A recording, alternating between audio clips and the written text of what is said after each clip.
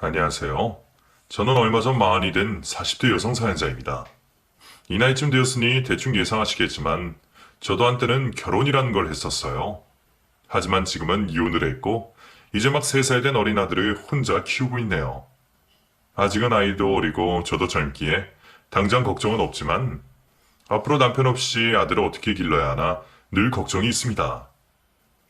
어쩌다 내가 이런 신세가 되었는지 지금도 여전히 믿기지 않지만 그렇다고 자식을 둔 엄마가 기죽어 있을 수는 없다 싶네요. 나를 이렇게 만든 그 인간들에게 복수를 하기 위해서라도 제가 누구보다 당당해지고 잘 살아야 한다는 생각에 이렇게 사연을 보내게 되었죠. 어쩌다 제가 말도 안 되는 일을 겪고 이혼을 하기는 했지만 저는 원래 결혼 생각이 없던 사람이었습니다. 워낙 혼자 있는 걸 좋아해서 남들과 맞춰 살기 어려워하는 성격이기도 했고 그래서인지 번번이 실패하는 연애 탓에 결혼 생각은 접은 지 오래였어요. 게다가 자아 실현의 목표도 강하고 결혼보다는 일이 재미있었기에 저는 20대 시절부터 일찍이 독신주의를 마음먹으며 살아갔습니다. 성격이 원래 그런 건지 혼자 지내면서도 외로운 줄은 몰랐고 일 욕심이 워낙 많았기에 남들이 결혼하며 가정을 꾸리는 동안에도 저는 불안이나 걱정 같은 건 전혀 없었어요.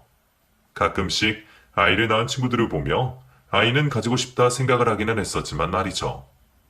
임신과 출산은 여자만 누릴 수 있는 축복이자 행복이었기에 결혼 생각이 없던 저도 아이에 대한 욕심은 아주 없지 않았습니다.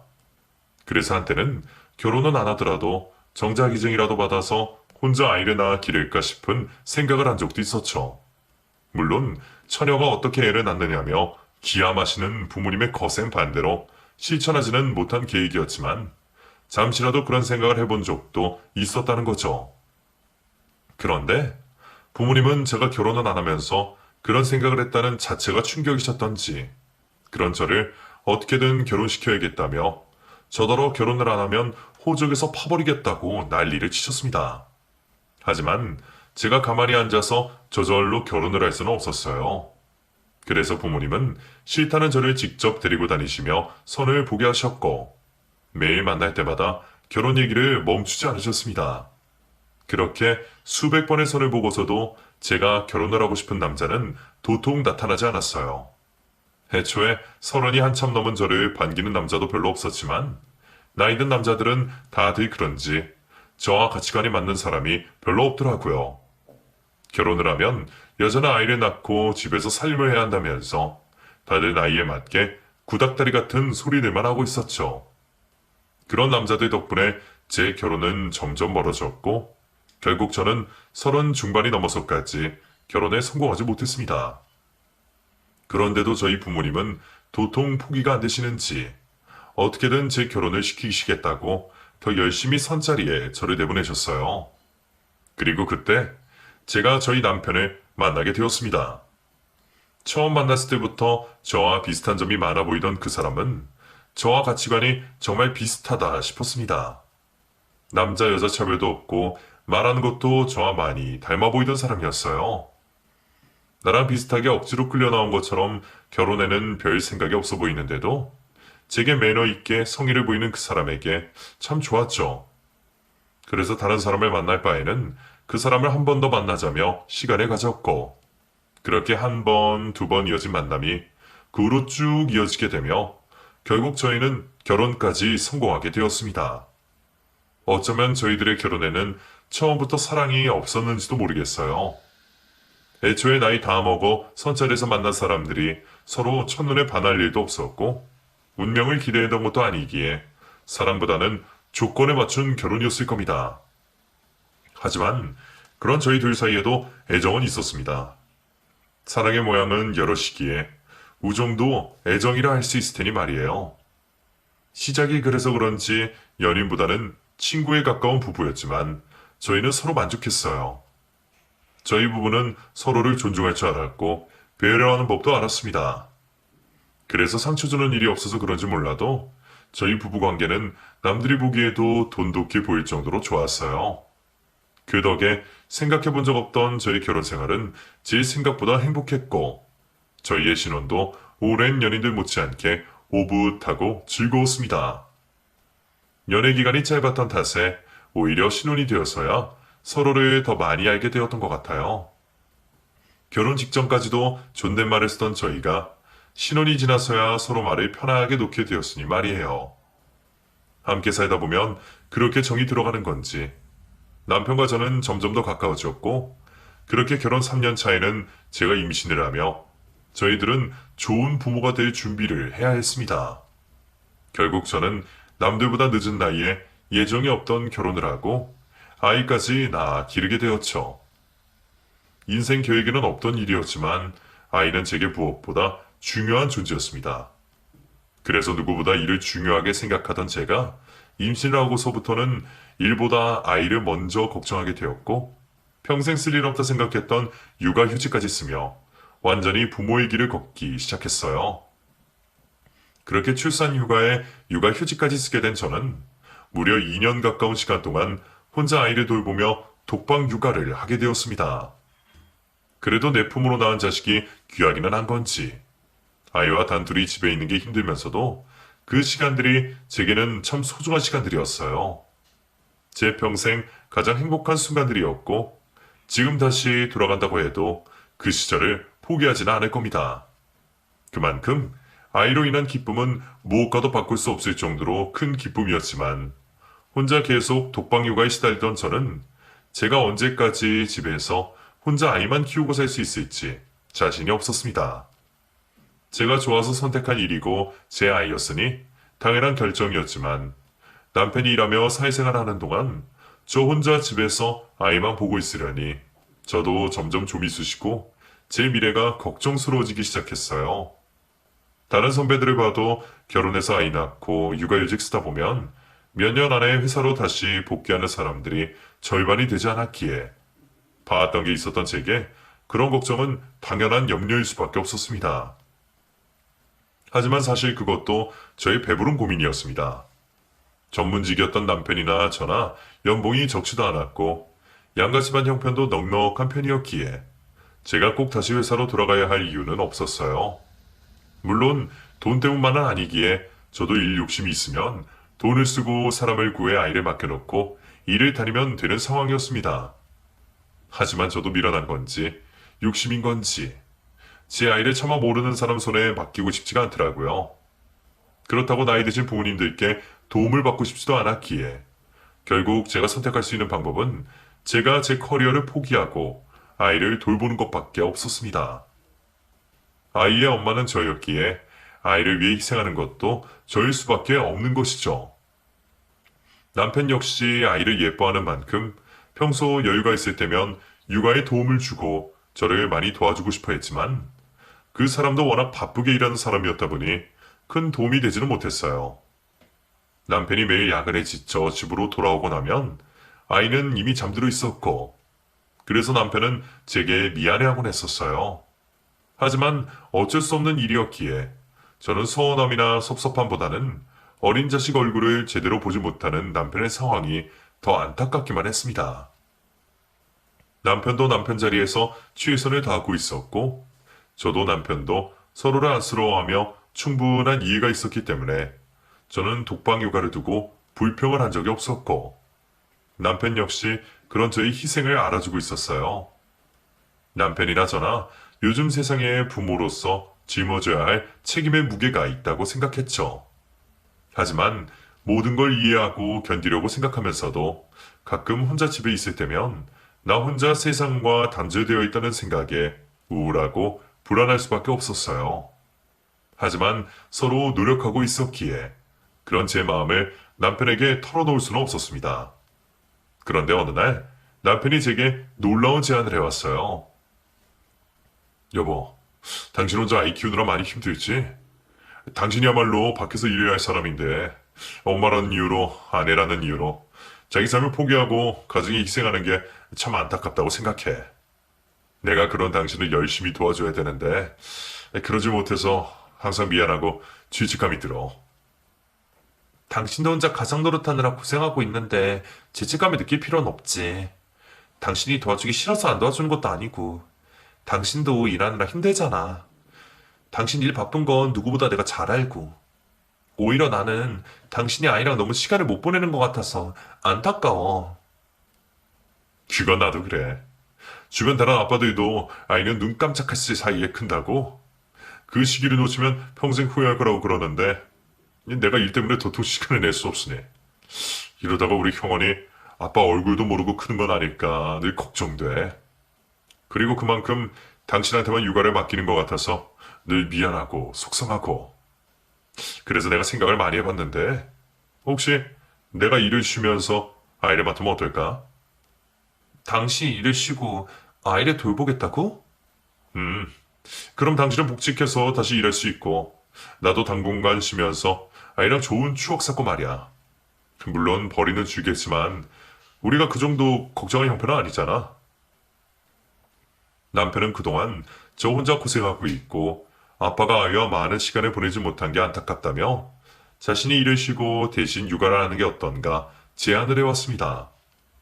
남편의 직업 특성상 육아휴직은 말도 안 되고 휴직이 가능하더라도 저처럼 1년, 2년씩 일을 쉰다는 건 쉬운 일이 아니었어요. 어쩌면 퇴직을 말하는 거나 다름이 없었기에 남편의 그런 제안은 저도 한 번도 생각해보지 못한 일이었죠. 남편 또한 저처럼 자기 일에 자부심이 있고 일 욕심이 있었던 사람이었기에 그 결정이 쉽지 않았을 것이라는 건 제가 가장 잘 알았습니다. 글쎄, 돈이야 내가 대신 벌면 되니까 당장 큰 문제는 아니라고 해도 당신 육아휴직도 안 된다면서 회사에는 뭐라고 하려고. 사실 솔직하게 말하면 나 이직도 고민 중이야. 득이 있으면 실이 있어야지. 이거 저거 따지다가는 결론이 안 나겠더라고. 그래도 너무 걱정은 안 해.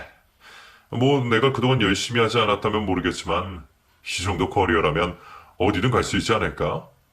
아직은 불러주는 것도 있고 운이 좋으면 재택근무로 일할 수 있는 곳에 갈 수도 있을 거야. 물론 이전만큼 벌지는 못하겠지만 아무튼 나는 당장 내 아내보다 우리 가족과 당신이 우선이니까. 당신이 나랑 형원이 생각을 그렇게나 하고 있는 줄은 몰랐어. 평소에는 당신이 워낙 표현이 없다 보니까 나도 가끔은 섭섭할 때가 있었거든. 물론 당신도 당신 상황에 충분히 노력하고 있다는 건 알지만 그래서 어쩔 수 없이 내가 더 희생해야 한다 생각했었어. 근데 당신이 가족을 그렇게 생각하고 있었다니 감동이야. 나 당신 남편이고 형원이 아빠잖아. 어떻게 가족들 생각 없이 내 생각만 하겠어? 그러니 당신도 너무 혼자 희생할 생각하지 말고 나랑 짐을 나눠지자.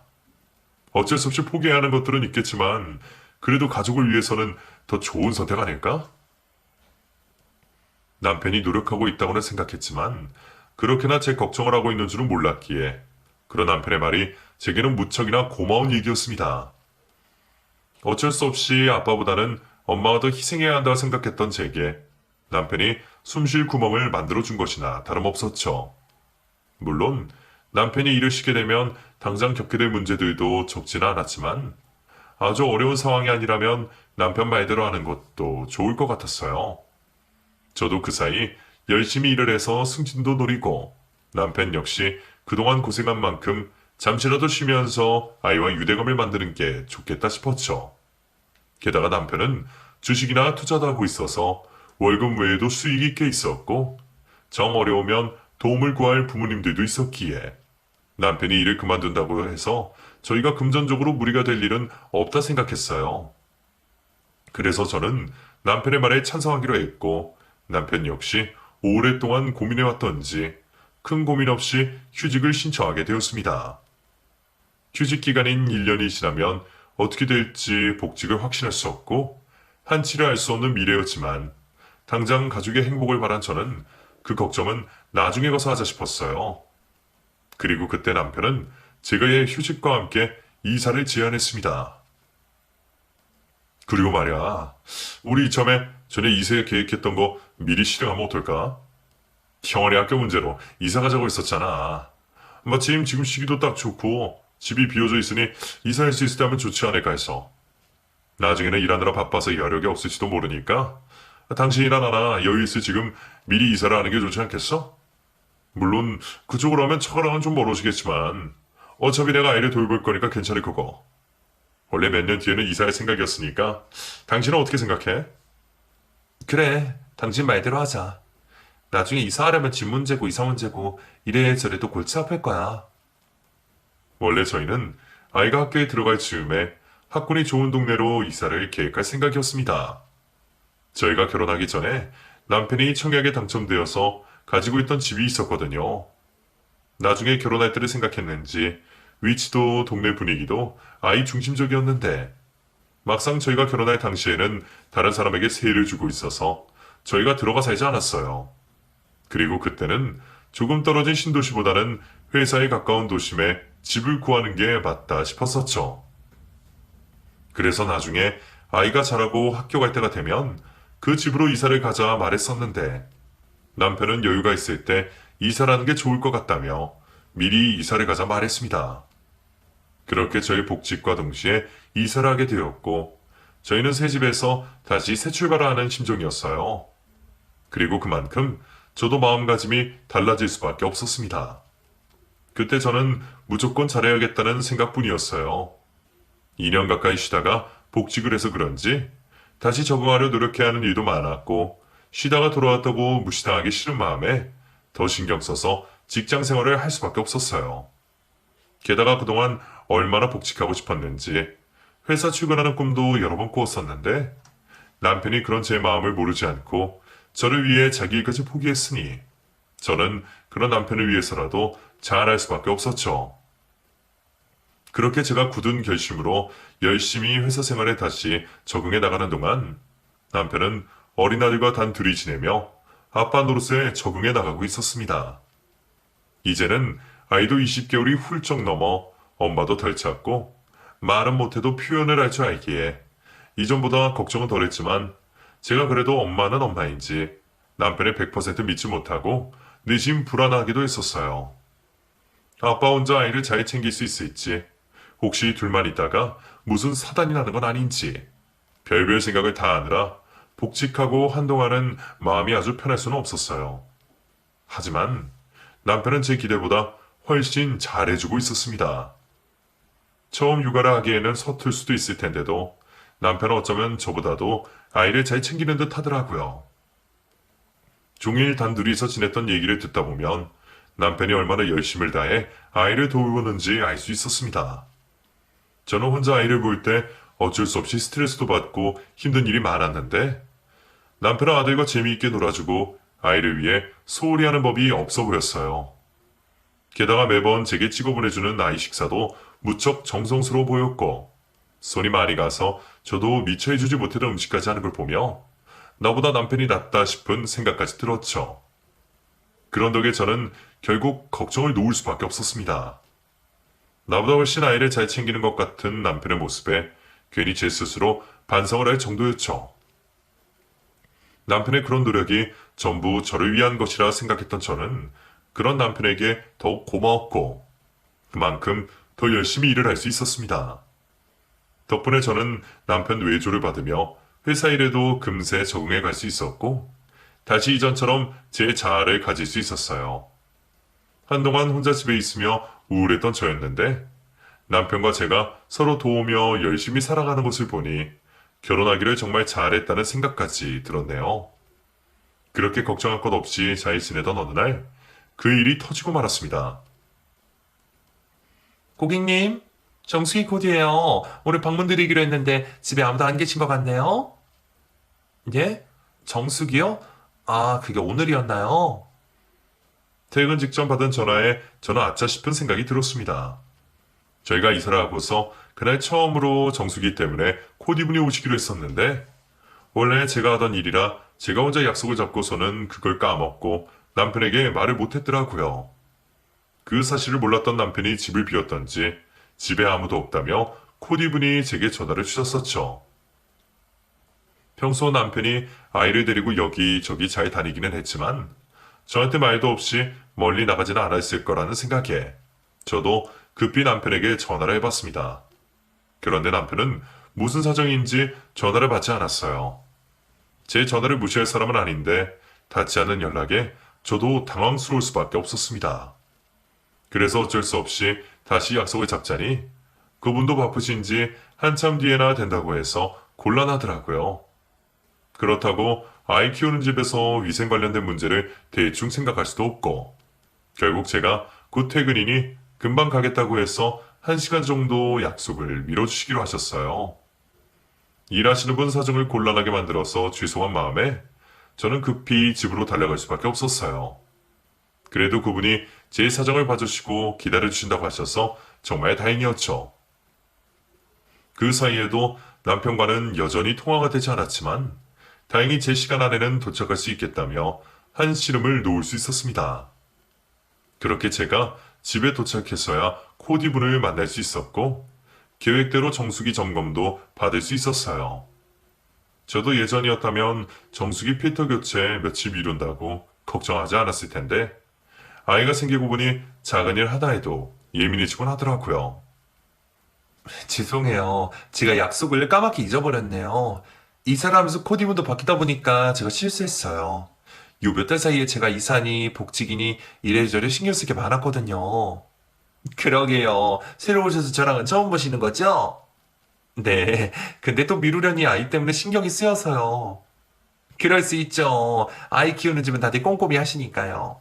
저도 다른 집 먼저 방문해서 괜찮았어요. 너무 신경 안 쓰셔도 돼요. 근데 고객님 아이가 몇 살이에요? 저희 아이는 이제 막 25개월 넘었어요. 제가 복직하면서 아이 아빠가 돌보고 있는데 둘이 잠시 어디 나갔나 봐요. 여기 사진 보실래요? 코디분과 잠시 대화를 나누었던 저는 주방 냉장고에 붙어있던 저희 아이 사진을 코디분께 보여드렸습니다.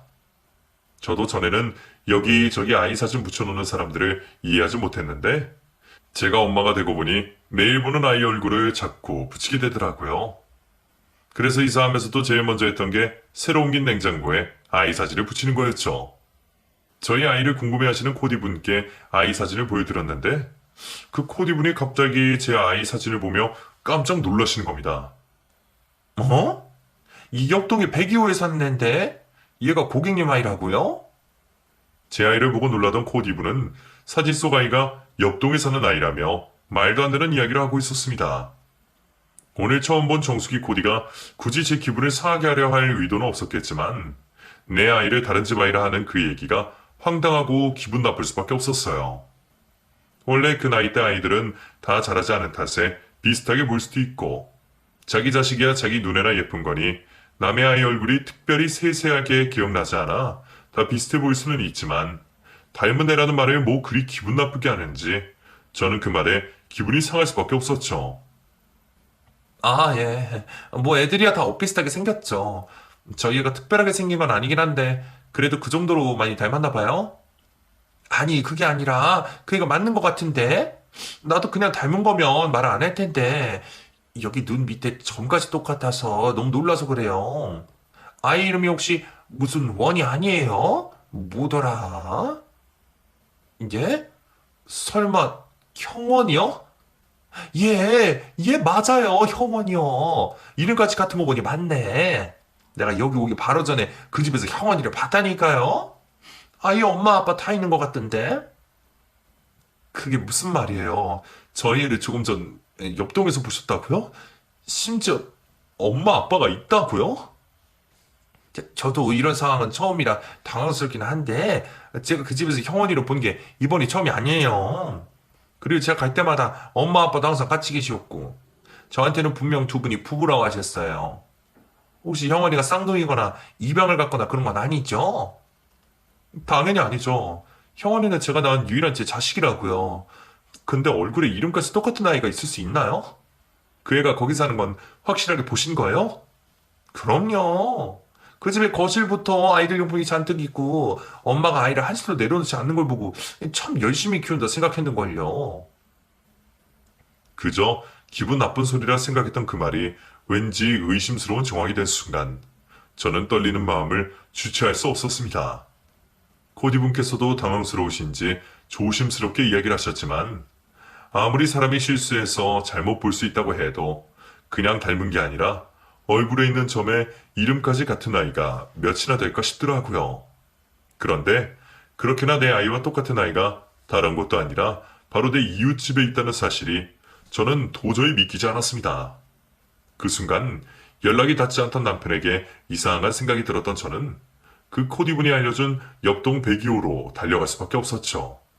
설마 우리 아이가 남의 집에 남의 자식으로 있을 리는 없다고 생각했지만 순간 피오르는 의심이 멈추지 않았어요. 그러고 보니 지금 몇 달 사이 아이의 반응이 이상할 때가 한두 번이 아니었습니다. 제가 혼자 아이를 돌볼 때만 하더라도 엄마가 제일 좋다며 저만 찾던 아이가 이사를 오고 제가 복직을 했을 때부터 저를 점점 꺼려하기 시작했거든요. 저를 보고 언젠가부터 엄마라고 잘하지 않고 가끔씩 저를 낯설어 하는까지 아이를 보면서 저는 그게 제가 아이를 직접 돌보지 않아서라고 생각했습니다. 날 때부터 저와 같이 했던 아이였기에 잠시 적응할 기간이 필요할 거라 생각했죠. 그런데 내 아이를 옆집에서 봤다는 이야기를 들은 그 순간 정말 하고 싶지 않은 생각이 머리를 스치더라고요. 혹시 내가 모르는 무슨 일이 벌어지고 있는 건 아닌지, 남편이 제게 복직을 권한 것이 다른 꿍꿍이가 있는 건 아니었을지 말이에요. 그때까지도 그건 제 상상에 불과할 거라며 제 스스로도 확신 없이 그 상황을 믿을 수 없었지만 저는 제 눈으로 직접 확인할 수밖에 없었어요. 그리고 무작정 그 집을 찾아간 저는 다른 사람을 사칭까지 하며 미친 척 그 집 대문을 두드리게 되었죠. 계세요? 저 조금 전에 다녀갔던 정수기 코디예요. 낯선 사람에게 문을 열어주지는 않을 거란 생각에 정수기 코디라며 거짓말을 할 수밖에 없었던 저는 얼마 뒤 의심 없이 열린 문 앞에서 아주 놀라운 광경을 목격할 수밖에 없었어요. 그곳에는 우리 집과 비슷한 풍경 속에 웬 여자가 있었고 그 여자가 내 아들을 안고 있는 모습을 보고 저는 정신이 나가는 것 같았습니다. 그 여자는 처음 보는 여자였지만 그 여자 품에 안겨있는 아이가 틀림없이 내 아이라는 건 부정할 수 없는 사실이었어요. 그리고 제가 그 앞에서 제 아이의 이름을 부르자 아이 역시 저를 엄마라 부르며 제게 안기로 했습니다. 형원아, 엄마. 남편이 데리고 있어야 할 아이가 왜 모르는 여자 품에 안겨 있는지, 이 상황이 대체 어떻게 된 일인지 깊이 생각할 겨를도 없었어요. 저는 우선 내 아이를 지켜야겠다는 생각에 그 여자 품에서 곧장 아이를 뺏어 안았고 그 여자를 쏘아볼 수밖에 없었습니다. 그 여자는 제가 누군지 이 상황이 대체 무슨 상황인지 아는 건지 몰라도 갑작스러운 저희 등장에 아무 말도 못하고 순순히 아이를 제 품으로 넘겨주더라고요. 그리고 그런 여자의 뒤로 제게 너무나 익숙한 한 사람이 튀어나왔습니다. 다름 아닌 제 남편이었죠. 여보, 당신이 여긴 어떻게 알았어? 남편의 등장에 저는 너무 놀라서 자리에 주저앉을 뻔했어요. 그리고 그제서야 그곳까지 달려오면서 제가 내내 지우려고 애썼던 상상들이 사실이었다는 것을 깨달을 수 있었습니다. 제 스스로도 너무 과한 상상이라 생각하며 말도 안 된다 생각했던 일이 사실로 펼쳐진 것을 보고 저는 태어나서 처음 겪는 충격을 받아야 했어요.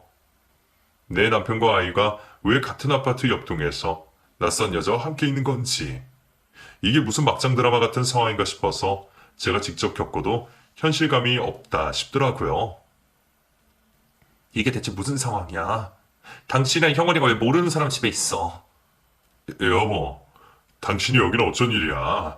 대체 여기는 어떻게 알았어? 어디까지 알고 왔어? 지금 그게 궁금해? 괜히 나 떠볼 생각하지 말고 사실대로 다 얘기해.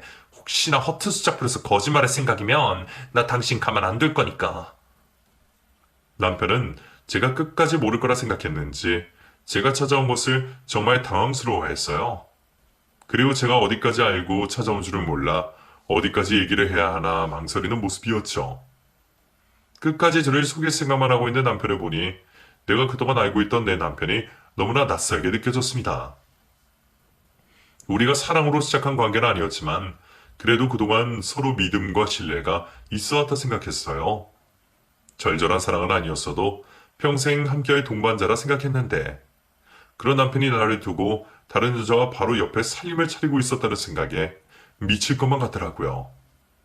대체 언제부터 이런 짓을 하고 있었는지, 왜 어린 자식까지 그들의 외도에 동참을 시킨 건지 저는 궁금한 것 투성이었습니다. 하지만 남편이나 그 여자 누구 하나 제게 속 시원히 말해주려 하지 않았고 남편은 당장 면피용으로 저를 달랠 생각만 하고 있을 뿐이었습니다. 기막힌 그 상황에 정신이 아득해지는 듯 했지만 그런 배신감과 기막힐만큼이나 분노 또한 적지 않았습니다. 그리고 그 분노는 남편과 그 여자 모두에게 향하고 있었죠. 남편과는 충분히 할 얘기가 많지만 그 여자와도 나눌 말이 많다 싶었어요. 하지만 그 여자는 비겁하게도 내 남편의 방패 삼아 그 뒤에 숨어 아무 말도 하지 않았고 제가 묻는 말에도 일절 대답을 할 생각이 없어 보였습니다. 입이 없어요? 대체 무슨 생각으로 이런 일을 벌였느냐고. 내 남편이랑 바람을 피울 생각이면 둘이서만 하면 되지. 왜 아무 잘못 없는 내 아이를 데려다가 자기 자식 인양했냐고? 여보, 그만해. 나머지는 내가 다 설명하다고 했잖아. 다 내 잘못이야. 저 사람은 아무 죄 없어. 그러니까 나랑 집에 가서 얘기하자, 어? 너랑은 충분히 얘기할 시간 많으니까 닥치고 가만히 있어. 지금 감히 내 앞에서 저 여자를 감싸고 있어? 그래. 설명하기 싫으면 경찰서 가서 얘기하던가. 당신 이거 아동유괴야. 내가 당신 납치유기로 신고할 거니까 경찰서 가서 설명해. 알았어? 유괴라니. 형원이 내가 직접 데려온 건데 그게 말이 돼? 그러니까 직접 설명을 하라니까 말을 안 하잖아. 그럼 경찰서 가서라도 들어야지 어떻게 하겠어, 안 그래? 어차피 유괴라고 신고를 해봤자 아이의 아빠인 남편이 끼어있는 순간 그 여자가 죗값을 치를 일은 없을 것은 저도 잘 알고 있었어요. 치정 사건에 경찰들이 깊게 개입할 일도 없을 거고 조사를 해도 훈방 조치 정도로 될 거라 생각했지만 그럼에도 그냥 넘어갈 생각이 없던 저는 경찰에 그 여자를 아이 유괴로 신고를 할 수밖에 없었습니다. 그렇게 신고를 받고 달려온 경찰에 의해 저희 모두는 경찰서로 향하게 되었고 아이가 걱정되었던 저는 평소 알고 지내던 지인에게 잠시 아이를 맡기며 경찰서로 따라가게 되었죠. 그리고 경찰서에 도착해서 알게 된 사실은 정말 기막히고 놀라운 일들이었습니다. 남편과 그 여자는 제 예상보다 오래된 사이였어요.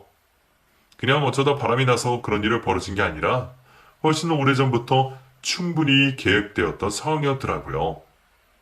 그 여자는 제가 남편을 알기 한참 전부터 만나왔던 남편의 연인이었어요. 심지어 남편과 결혼까지 약속하고 남편이 죽고 못 살았던 마지막 사랑이었죠.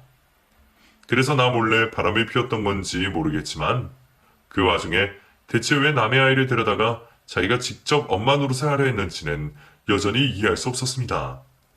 제 질문에는 끝까지 답하지 않던 여자가 제 대신 묻는 경찰의 말에 겨우 입을 열었습니다. 아니, 두 분이 그렇고 그런 사이라 그래도 남의 애를 데려가면 어떡합니까? 그 집에서 대체 뭐 했어요? 애한테 뭐 해코지라도 한 거 아니에요? 그런 거 아니에요. 제가 형원이한테 왜 그렇게 하겠어요. 형원이를 제 아이처럼 아끼는데. 제가 형원이를 낳지 않았지만 저 형원이 정말 제 자식처럼 생각하면서 잘해줬어요. 제가 대신 돌봐주는 거지 나쁜 짓 한 건 정말 없다고요. 그건 아이가 너무 갖고 싶었어요. 나는 임신할 수 없으니까 잠깐이라도 아이 가진 행복을 느껴보고 싶어서. 알고 보니 그 여자가 아이를 갖지 못하는 몸이었더라고요. 두 사람은 결혼까지 약속하고 식장까지 잡았었지만 결혼 직전에 그 여자가 불임인 것이 밝혀지며 시부모님이 그 여자를 반대하셨답니다.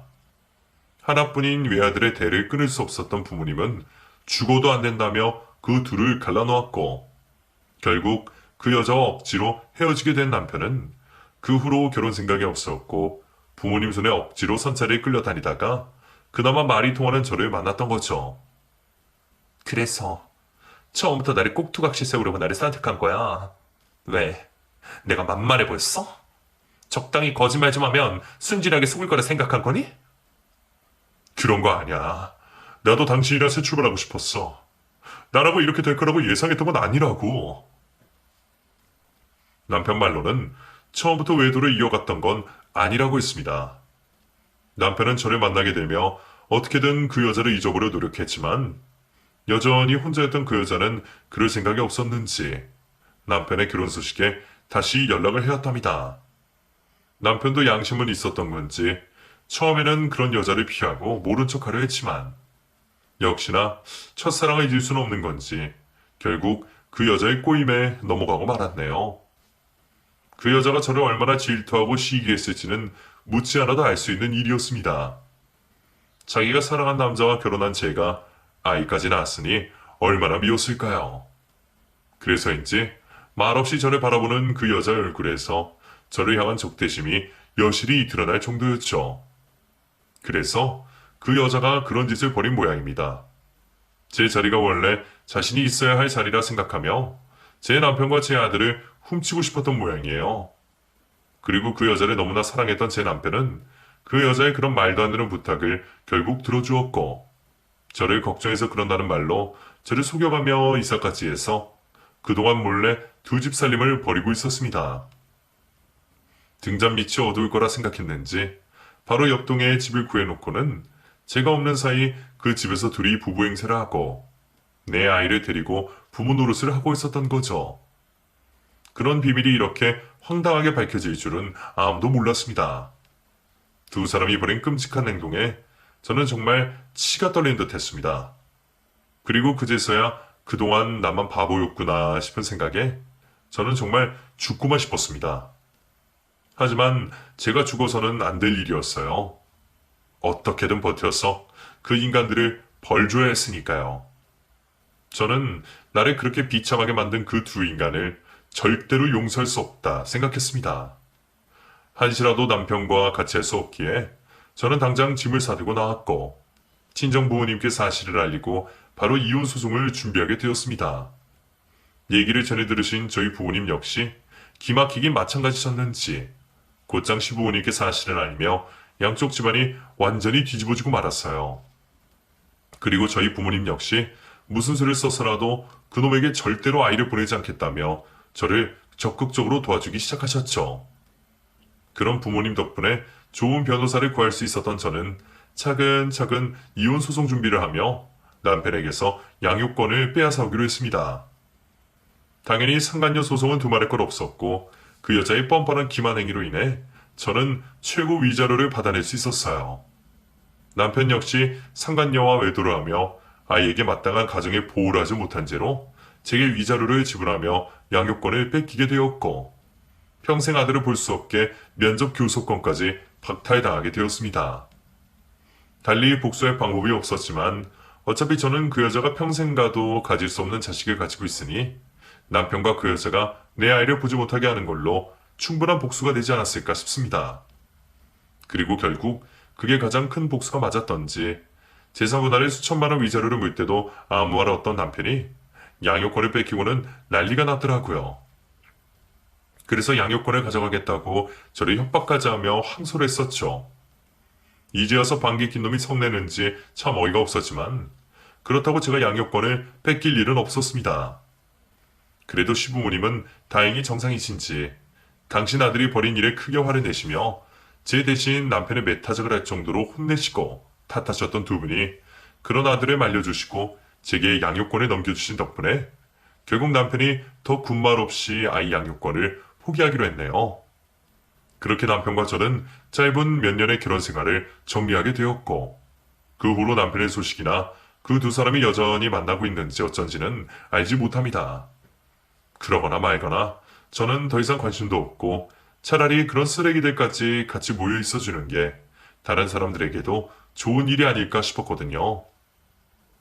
저야 이미 피해를 입고 평생 남편 없이 혼자 아이를 키워야 하는 상황이 되었지만 아빠 없다고 아이 못 키울 제가 아니기에 큰 걱정은 없습니다. 누구보다 저를 믿고 도와주시는 부모님도 계시고 저 역시 예전에 잠시나마 혼자 아이를 만들어 키울 생각을 해봤었기에 남편이라는 존재 없이도 잘할 수 있을 거라 스스로를 믿고 있어요. 나중에 아이에게 이 일을 어떻게 설명해야 할지는 모르겠지만 저는 충분히 부모 노릇을 잘할 수 있을 거라 생각합니다. 여러분도 그런 저의 각오를 응원해 주시기를 바라며 제 이야기를 여기서 마치도록 할게요. 감사합니다.